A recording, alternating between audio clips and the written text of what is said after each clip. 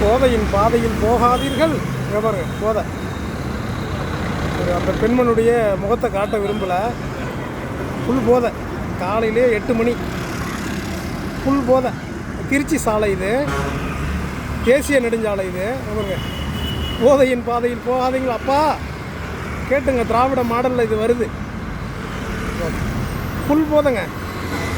காலையிலே ஒரு பெண் எங்கே பாருங்க, பாருங்க ஃபுல் போதை.